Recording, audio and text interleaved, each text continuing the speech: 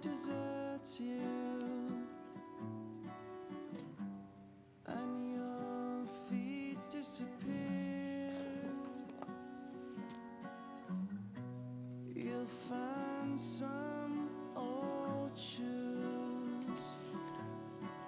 wasted one, without appeal. Where will you go from here? You got to roll from here. You're sitting still inside the fear. There must be some way out of here.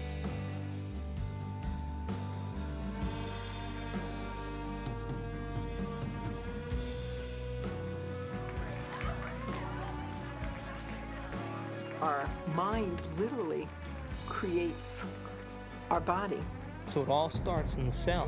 The cell is a protein-producing machine, but it gets its signal from the brain. One of the things about receptors is they change in their sensitivity. If a given receptor for a given drug or internal juice is being bombarded for a long time at a high intensity, it will literally shrink up. There will be less of them, or it will be hooked up in such a way that it is desensitized or downregulated. So the same amount of drug or internal juice will elicit a much smaller response.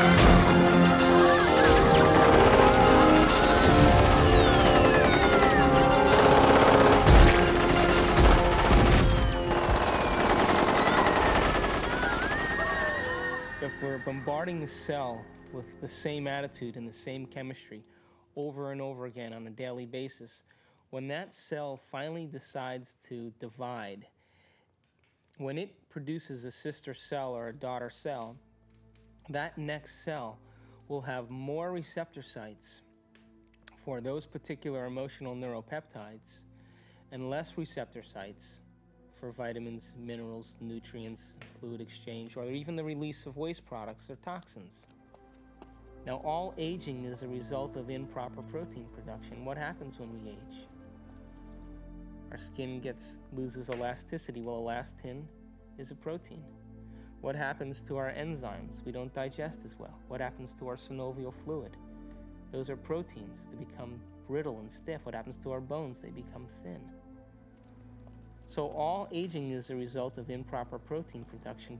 So then the question arises, does it really matter what we eat? And does nutrition really have an effect if the cell doesn't even have the receptor sites after 20 years of emotional abuse to even receive or to let in the nutrients that are necessary for its health?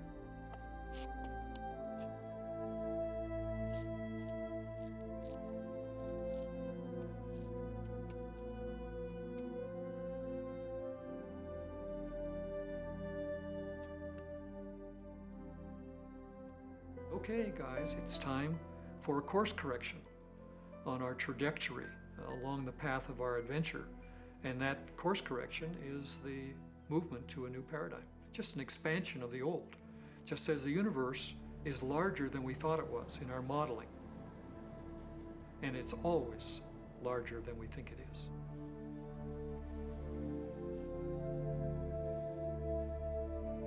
I hate you.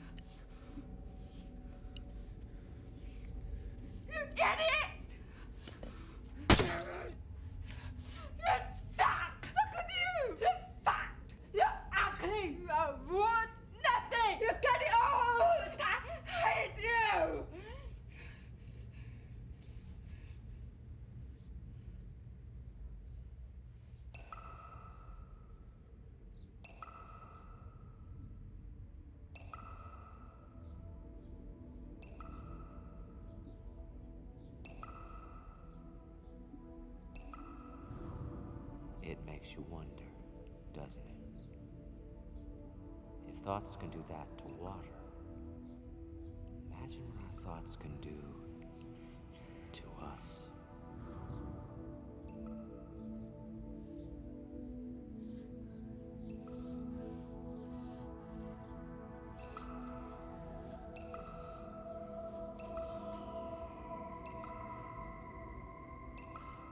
No one has ever came along and ever given you sufficient, intelligent knowledge about your beautiful self, how you work from the inside out. Why do you have addictions? Because you have nothing better. You have dreamt of nothing better because no one has ever taught you how to dream better.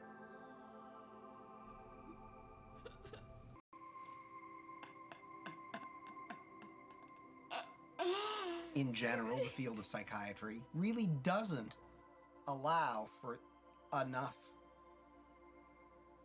freedom of action on people's part, meaning an awful lot of problems, not all of them to be sure, but an awful lot of problems that get labeled as psychological problems really amount to people making rotten choices, and they ought to be instructed to make different ones. Can I? Wow. Borrow some toothpaste?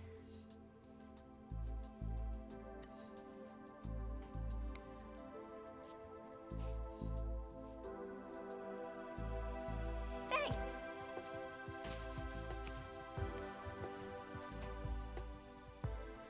When I talk about we disappearing, I don't mean that we physically disappear.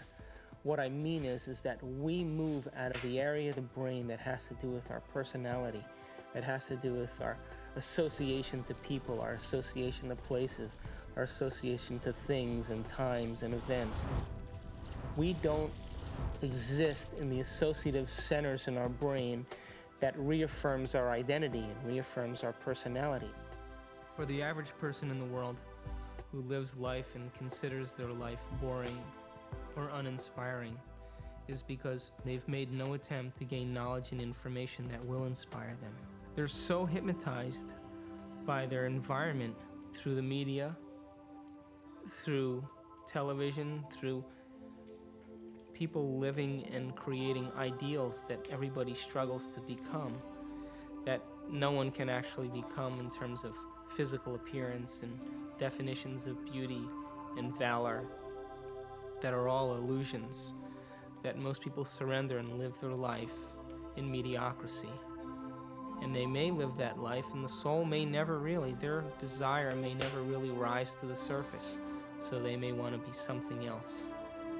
But if it does rise to the surface, and they ask themselves if there is something more, or why am I here? What is the purpose of life? Where am I going? What happens when I die? They start to ask those questions. They start to flirt and interact with the perception that they may be having a nervous breakdown. And in reality, what they're doing is that their old concepts of how they viewed their life in the world start to fall apart.